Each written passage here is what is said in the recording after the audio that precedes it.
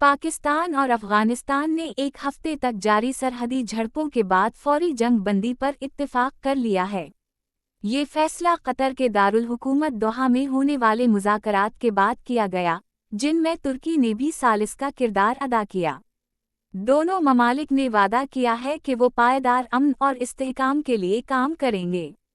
हालिया लड़ाई अक्टूबर 11 को शुरू हुई थी, जब पाकिस्तान ने काबुल और पकतीका सूबे में उन हमला आवर गिरोहों के खिलाफ कार्रवाइयां की जिन पर इल्ज़ाम था कि वो पाकिस्तान के अंदर दहशतगर्दी में मुलव्वस हैं।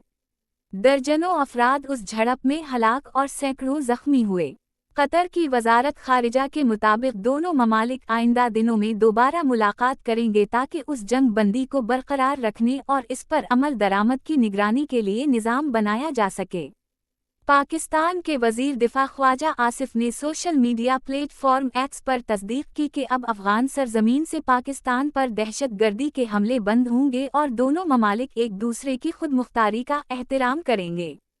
अगली मीटिंग अक्टूबर 25 को तुर्की के शहर इस्तांबुल में होगी, जहां तफसीलात पर मज़ीद बातचीत की जाएगी।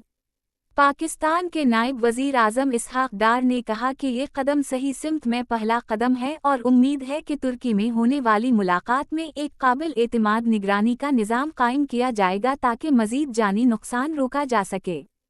तालिबान के तर्जुमान ज़बी अल्लाह मुजाहिद ने कहा कि दोनों ममालिक ने अमन, बाहमी एहतराम और अच्छे हमसाया ताल्लुकात बरकरार रखने के अज़्म का इरादा किया है।